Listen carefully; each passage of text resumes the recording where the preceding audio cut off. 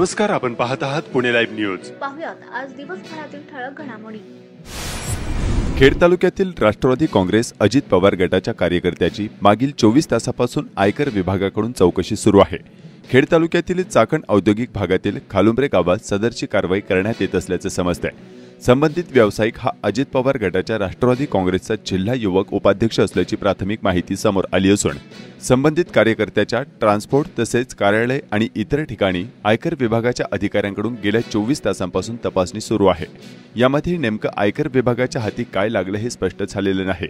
मात्र भाडेतत्वावर दिलेल्या खोल्या, जमीन व्यवहार आणि ट्रान्सपोर्ट व्यवसायात असलेल्या या कार्यकर्त्याची चौकशी आणि कागदपत्रांची तपासणी करण्यात येत असल्याचं समजतंय।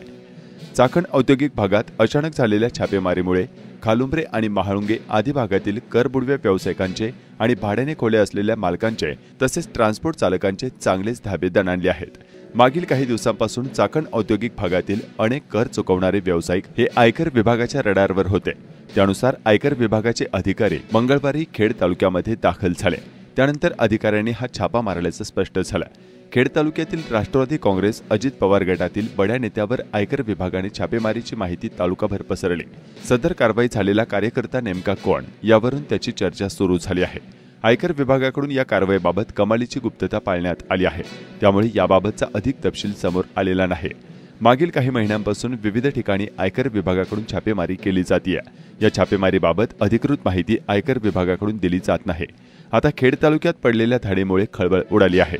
मुंबई येथून आलेल्या आयकर विभागाच्या पथकाकडून संबंधित राजकीय कार्यकर्ता असलेल्या खेड तालुक्यातील व्यावसायिकाच्या सर्व व्यवसायांची माहिती संकलित करून त्याची खातरजमा केली जाणार असल्याचं समजत आहे।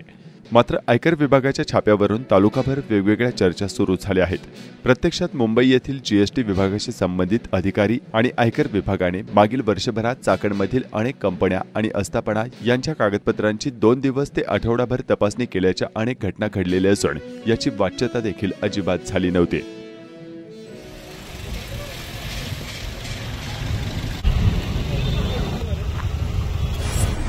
पिस्तूल बाळगल्याप्रकरणी पिंपरी चिंचवड आयुक्तालयातील दरोडा विरोधी पथकाने एका तरुणाला अटक केली। त्याच्याकडून एक पिस्तूल आणि एक जिवंत काडतूस जप्त करण्यात आले। ही कारवाई सायंकाळी पुणे नाशिक महामार्गावर गोल्डन वजन काटा चाकण या ठिकाणी करण्यात आली।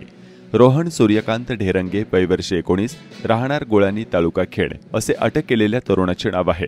या प्रकरणी पोलीस अंमलदार आशिष बनकर यांनी चाकण पोलीस ठाण्यात फिर्याद दिली आहे। पुणे नाशिक महामार्गावर गोल्डन वजन काट्याजवळ एक तरुण पिस्तूल घेऊन आला असल्याची माहिती दरोडा विरोधी पथकाला मिळाली होती। त्यानुसार पोलिसांनी सापळा लावून रोहन याला ताब्यात घेतला। त्याची झडती घेतली असता त्याच्याकडे 40,000 रुपये किमतीचे एक लोखंडी पिस्तूल आणि 500 रुपये किमतीचे एक जिवंत काडतूस आढळून आले। तर चाकण पोलीस याबाबतचा अधिक तपास करत आहेत।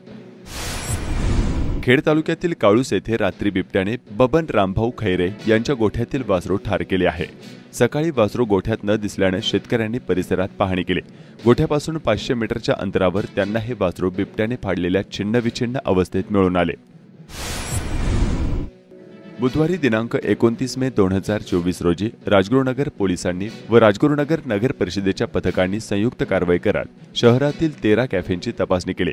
विनापरवाना कॅफे चालकांवर 5,000 रुपये दंडात्मक कारवाई करण्यात आली। तसेच कॅफेमध्ये पार्टिशन टाकून छोटे छोटे रूम तयार केले अशा कॅफे चालकांना कारणे दाखवा नोटीस करण्यात आली। तसेच राजगुरुनगर पोलीस स्टेशन हद्दीतील 4 लॉजिंग बोर्डिंगवर छापे टाकून रजिस्टर व ग्राहक यांची ओळखपत्रे घेतले अगर कसे याबाबत तपासणी केली। अनेक ठिकाणी रजिस्टर अपूर्ण असल्याचे तपासणीतून आढळून आले। याबाबत लॉज चालकांवर कलम 188 प्रमाणे गुन्हे दाखल करण्यात आले।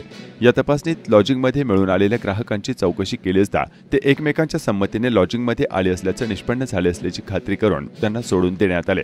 कॅफेवर केलेल्या अचानक कारवाईचे नागरिकांमधून स्वागत होत आहे।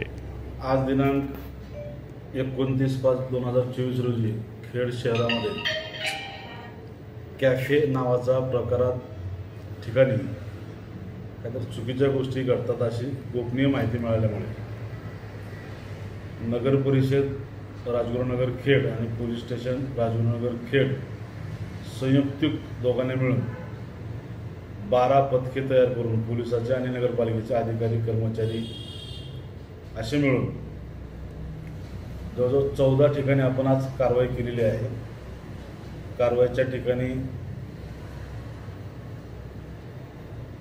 चुकीच्या पद्धतीने जे घडते ते काही मिळून आलेलं नाही, तरी परंतु जे कंपार्टमेंट बांधलेले आहेत पार्टिशन ते चुकीच्या पद्धतीने केलेले आहेत. हे नगरपालिकेच्या निदर्शनास, पोलीस खात्याच्या निदर्शनास आलेलं आहे. त्या ठिकाणी जागेवरच त्यांना 5-5 हजार दंड करून ते पार्टिशन जे लावलेले होते चुकीच्या पद्धतीने ते काढण्यात आले आणि प्रत्येक कॅफे मालकाला नोटीस देण्यात आली आहे. त्याप्रमाणे नगरपालिका कारवाई करत आहे. त्याबरोबरच आज 4 ठिकाणी लॉजवर आपण चेक केल्या. 4ही ठिकाणी माननीय कलेक्टर साहेबांचे जे काय आदेश असतात त्यानुसार आदेशाचं त्या ठिकाणी पालन झालं नाही, म्हणून त्याच्यावर 4 लॉजवर 188 प्रमाणे आज गुन्हे दाखल करण्यात आले आहेत. किती कॅफेवर कारवाई केली आहे? 12. आणि किती कॅफे आहेत टोटलमध्ये? टोटल आपल्याकडे 12 आज मिळून आले. 12 कॅफेवर कारवाई केली.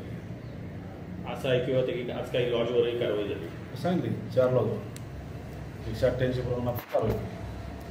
सर त्या ठिकाणी म्हणजे आता आम्ही पण होतो प्रत्यक्ष, तिथं काही बिअरच्या बाटल्या, काही कंडोम वगैरे सापडले.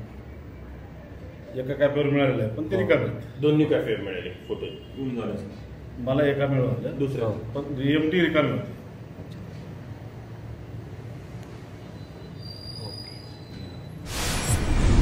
वरची भांबुरवाडी तालुका खेड येथे राक्षी वस्तीकडे जाणाऱ्या पूर्वापार रस्त्यालगत खोदकाम करून अडवणूक करण्यात आली आहे.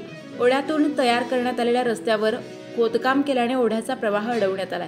वस्तीवर राहणाऱ्या जवळपास 200 नागरिकांना येण्या जाण्याची अडचण निर्माण झाली आहे. वरची भांबुरवाडीचे सरपंच विजय थिगडे यांनी महसूल विभागाकडे तक्रार दाखल केली आहे. राक्षी वस्तीकडे जाण्यासाठी ओढ्याच्या पात्रालगत माजी खासदार शिवाजीराव आढळराव पाटील यांच्या प्रयत्नातून सिमेंट कॉन्क्रीट भिंत बांधली आहे, तर ओढ्यापासून पुढील रस्त्यावर आमदार दिलीप मोहिते पाटील यांच्या निधीतून काम करण्यात आले आहे. कॉन्क्रीट भिंतीलगत आपली मालकी जागा असल्याचे सांगत एका नागरिकाने ओढा खोदलाय, त्यामुळे वस्तीकडे जाणाऱ्या रस्त्याची अडचण निर्माण झाली असल्याचे स्थानिकांनी कळवले आहे. आषाढी वारीनिमित्त जिल्हाधिकारी सुहास दिवसे यांनी पालखी सोहळा प्रमुख योगी निरंजननाथ व प्रशासकीय अधिकारी यांच्या समवेत आळंदी येथील दर्शनबारी जागा, भक्ती सोपान पूल, स्कायवॉक, नदीपात्रातील जलपर्णी, प्रदक्षिणा मार्ग यांची पाहणी करून सर्व प्रशासकीय यंत्रणा यांना योग्य ते दिशानिर्देश दिले. जिल्हाधिकारी यांच्या पाहणी दौऱ्यावेळी पालखी सोहळा प्रमुख योगी निरंजननाथ, जिल्हा नियोजन अधिकारी किरण इंदलकर, हवेली प्रांत आसवले, आळंदी नगर परिषद मुख्याधिकारी कैलास केंद्रे, खेडचे तहसीलदार प्रशांत बेडसे, आळंदीचे वरिष्ठ पोलीस निरीक्षक भीमा नरके आदी उपस्थित होते. खेड पंचायत समितीचे गट विकास अधिकारी म्हणून 2003 ते 2007 या कार्यकाळात उत्कृष्ट प्रशासकीय सेवा बजावलेले आनंद भंडारी यांची राज्य शासन व केंद्रीय लोकसेवा आयोग नवी दिल्ली यांनी घेतलेल्या परीक्षा व मुलाखतीद्वारे भारतीय प्रशासकीय सेवेमध्ये IAS निवड झाली आहे. लवकरच नवीन पदभार स्वीकारणार आहेत.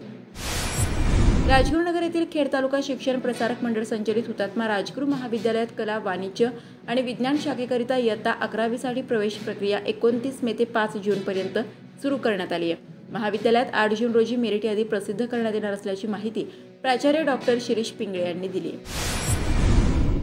राजगुरुनगर हे तालुक्याचे आणि सर्व शासकीय कार्यालय असणारे ठिकाण आहे, मात्र शहरात सार्वजनिक शौचालय दूरच सध्या लघुशंकेची व्यवस्था नसल्याने नागरिकांची, विशेषतः महिलांची मोठी अडचण होत आहे. खेड पंचायत समितीमध्ये सार्वजनिक मुतारी ही वारंवार तुंबत असताना बांधकाम विभाग मात्र याकडे दुर्लक्ष करत आहे, तर महिलांच्या शौचालये कुलूपबंद असल्याचे चित्र पाहावयास मिळत आहे. राजगुरुनगर शहरात येणारा मुख्य रस्ता गेल्या पावसाळ्यानंतर खड्डेमय झाला होता. वारंवार याच रस्त्याची कामे पावसाळ्याच्या तोंडावर होतात आणि पुन्हा पावसाळ्यात या रस्त्यांचे 3-13 वाजतात, असा मागील अनेक वर्षांचा नागरिकांचा अनुभव आहे. त्यामुळे केवळ पैसा मिळवण्यासाठी या रस्त्यांचे कामे होतात, असा सामान्य नागरिकांचा आरोप आहे.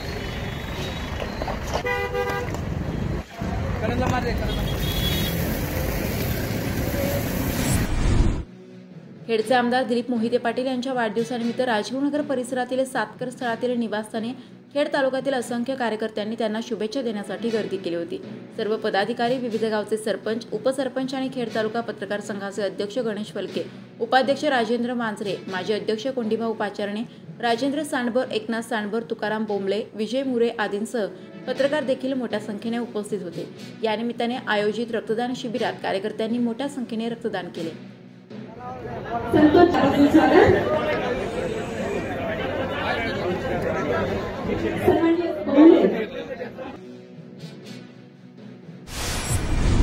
खेड कृषी कृषी उत्पन्न बाजार समितीच्या चाकणीतील महात्मा फुले मार्केटमध्ये बुधवारी 29 मे 2024 रोजी कांद्याची 1200 पिशवी आवक होऊन कांद्याला प्रति क्विंटलला 1500 ते 2200 एवढा भाव मिळाल्याचे बाजार समिती प्रशासनाकडून सांगण्यात आले। खेड कृषी उत्पन्न बाजार समितीच्या चाकणीतील महात्मा फुले मार्केटमध्ये बुधवारी 29 मे 2024 रोजी तरकारी मालाची आवक आणि भाव काय होते जाणून घेऊया। खेड कृषी उत्पन्न बाजार समिती उपबाजार महात्मा फुले मार्केट यार्ड या ठिकाणी फळभाज्या असेल, पालेभाज्या असेल यांची आवक कमी झालेली आहे, परंतु भाव चांगले वाढलेले आहेत। त्याचप्रमाणे पालेभाज्याची आवक तर अतिशय कमी झालेली आहे। उष्णतेचे जवळजवळ 45-40 डिग्री असल्यामुळे पालेभाज्यावर मोठा परिणाम झालेला आहे। आज रोजी कोबी असेल, कोबी 10 ते 15 रुपये किलो आहे। फुलावर सुद्धा 15 ते 20 रुपये किलो आहे। वांगे असेल, वांगे 20 ते 22 रुपये किलो आहे। टमाट्याचे भाव वाढलेले आहेत, टमाटे 20 ते 25 रुपये किलो आहे। कारलीसुद्धा भाव वाढलेले आहेत, कारलीसुद्धा 45 ते 50 रुपये किलो आहे। गवारीचे भाव थोडे कमी झालेले आहेत, गवार 40 ते 42 रुपये किलो आहे। दुधी भोपळा 10 ते 20 रुपये किलो आहे। डांगर भोपळा 20 ते 25 रुपये किलो आहे। शेवग्याचे सुद्धा भाव वाढलेले आहेत, शेवगा सुद्धा 40 ते 50 रुपये किलो झालेला आहे। मिरची असेल, मिरची 40 ते 60 रुपये किलो आहे। दोडका सुद्धा 50 ते 65 रुपये किलो आहे। शिमला मिरची 40 ते 50 रुपये किलो आहे। श्रावणी घेवडा 100-110 रुपये किलो आहे। वालवरचे सुद्धा भाव वाढलेले आहेत, वालवर सुद्धा 100 ते 120 रुपये किलोपर्यंत आहे। चवळी सुद्धा 30 ते 35 रुपये किलो आहे। तोंडली सुद्धा 25 ते 30 रुपये किलो आहे। राजम्याचे भाव भडकलेले आहेत, राजमा 130 ते 140 रुपये किलो आहे। पावटा सुद्धा 100 ते 120 रुपये किलो आहे।